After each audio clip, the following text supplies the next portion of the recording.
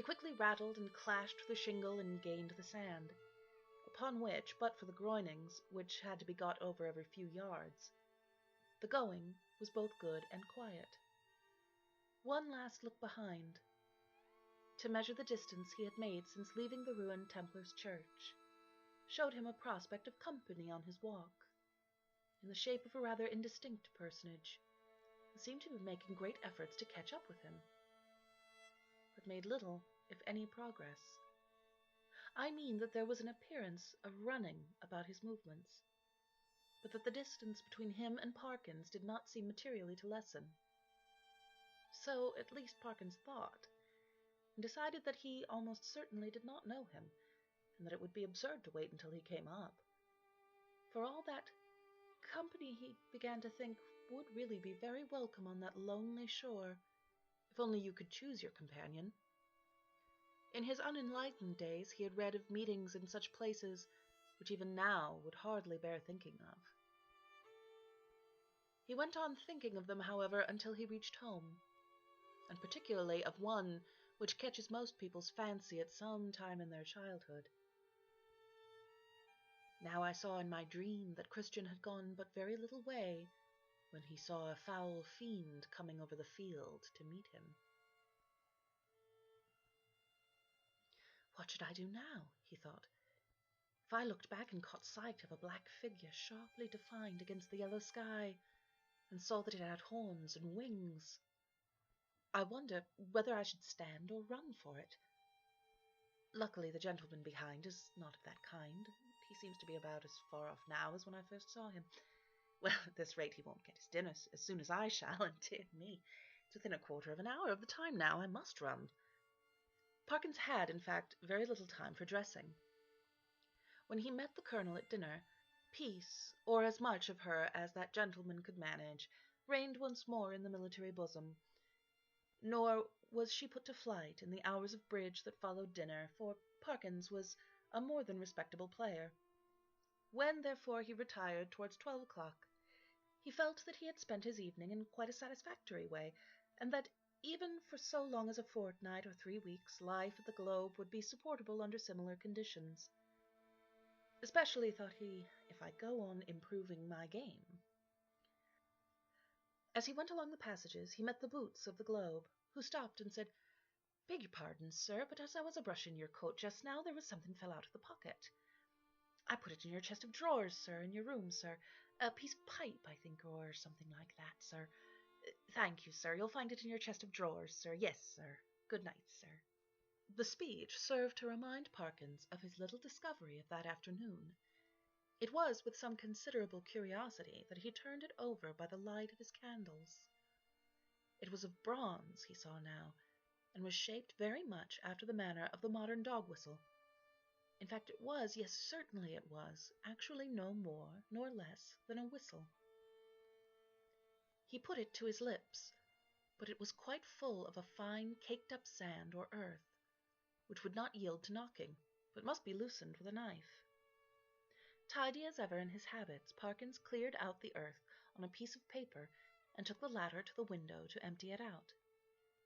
The night was clear and bright, as he saw when he opened the casement, and he stopped for an instant to look at the sea and note a belated wanderer stationed on the shore in front of the inn. Then he shut the window, a little surprised at the late hours people kept at Burnstow, and took his whistle to the light again. Surely there were marks on it, and not merely marks, but letters. A very little rubbing rendered the deeply cut inscription quite legible. The professor had to confess, after some earnest thought, that the meaning was obscure to him as the writing on the wall of Belshazzar. There were legends both on the front and back of the whistle. One read thus: Fer fla flebis. The other, Quis est isti qui venit. I ought to be able to make it out, he thought, but I suppose I'm a little rusty in my Latin. When I come to think of it, I don't believe I even know the word for a whistle. The long one does seem simple enough. It ought to mean Who is this? Who is coming? Well, the best way to find out is evidently to whistle for him. He blew tentatively and stopped suddenly, startled and yet pleased at the note he had elicited. It had a quality of infinite distance in it, and soft as it was, he somehow felt it must be audible for miles round. It was a sound, too, that seemed to have the power, which many scents possess, of forming pictures in the brain. He saw quite clearly for a moment a vision of a wide, dark expanse at night, with a fresh wind blowing, and in the midst a lonely figure. How employed he could not tell. Perhaps he would have seen more had not the picture been broken by a sudden surge of a gust of wind against his casement, so sudden that it made him look up just in time to see the white glint of a seabird's wing somewhere outside the dark panes. The sound of the whistle had so fascinated him that he could not help trying it once more, this time more boldly. The note was little, if at all, louder than before, and repetition broke the illusion. No picture followed, as he had half hoped it might. But what is this? Goodness, what force the wind can get up in a few minutes! What a tremendous gust! There, I knew that window fastening was no use. Ah, thought so. Both candles out. It was enough to tear the room to pieces. The first thing was to get the window shut. While you might count 20, Parkins was struggling with the small casement, and felt almost as if he were pushing back a sturdy burglar. So strong was the pressure. It slackened all at once, and the window banged to and latched itself. Now to relight the candles and see what damage, if any, had been done. No, nothing seemed amiss. No glass was even broken in the casement, but the noise had evidently roused at least one member of the household. The Colonel was to be heard stumping in his stockinged feet on the floor above and growling. Quickly as it had risen, the wind did not fall at once.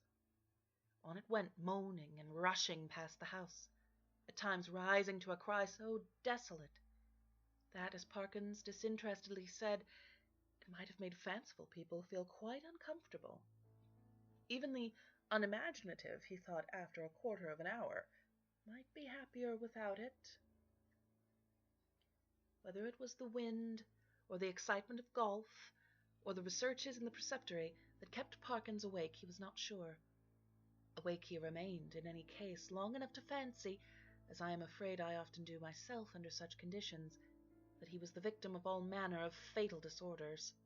He would lie counting the beats of his heart, convinced it was going to stop work every moment, and would entertain grave suspicions of his lungs, brain, liver, etc., suspicions which he was sure would be dispelled by the return of daylight, but which until then refused to be put aside. He found a little vicarious comfort in the idea that someone else was in the same boat. A near neighbor, in the darkness it was not easy to tell his direction, was tossing and rustling in his bed, too. The next stage was that Parkins shut his eyes and determined to give sleep every chance. Here again overexcitement exerted itself in another form, that of making pictures. Experto crede, pictures do come to the closed eyes of one trying to sleep, and are often so little to his taste that he must open his eyes and disperse them.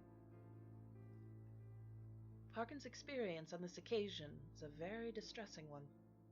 He found that the picture which presented itself to him was continuous.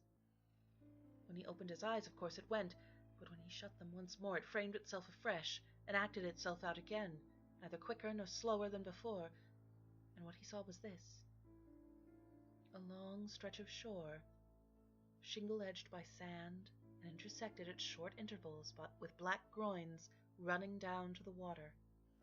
A scene, in fact, so like that of his afternoon's walk, that in the absence of any landmark, it could not be distinguished therefrom. The light was obscure, conveying an impression of gathering storm, late winter evening, and slight cold rain. On this bleak stage at first no actor was visible, then in the distance a bobbing black object appeared. A moment more, and it was a man running, jumping, clambering over the groins, and every few seconds looking eagerly back. The nearer he came, the more obvious it was that he was not only anxious, but even terribly frightened, though his face was not to be distinguished. He was, moreover, almost at the end of his strength. On he came. Each successive obstacle seemed to cause him more difficulty than the last. "Will he get over this next one?" thought Parkins. "It seems a little higher than the others." Yes, half climbing, half throwing himself, he did get over, and fell all in a heap on the other side, the side nearest to the spectator. There, as if really unable to get up again, he remained crouching under the groin, looking up in an attitude of painful anxiety.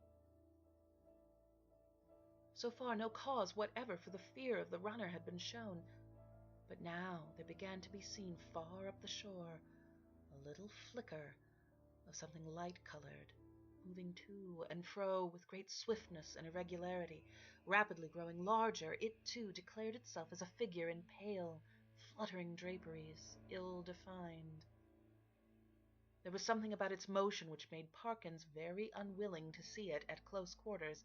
It would stop, raise its arms, bow itself toward the sand, then run stooping across the beach to the water edge and back again, and then, rising upright, once more continue its course forward at a speed that was startling and terrifying.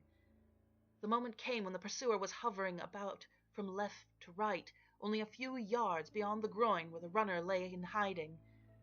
After 2 or 3 ineffectual castings hither and thither, it came to a stop, stood upright, with arms raised high, and then darted straight forward toward the groin.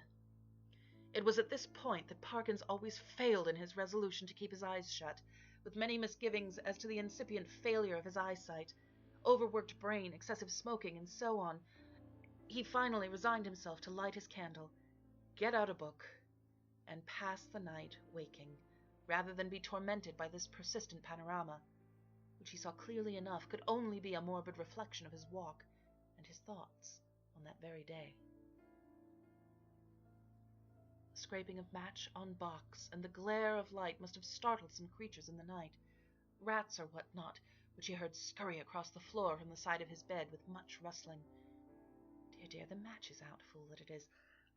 But the second one burnt better, and a candle and a book were duly procured, over which Parkins pored till sleep of a wholesome kind came upon him, and that in no long space. For about the first time in his orderly and prudent life, he forgot to blow out the candle, and when he was called next morning at 8, there was still a flicker in the socket, and a sad mess of guttered grease upon the top of the little table.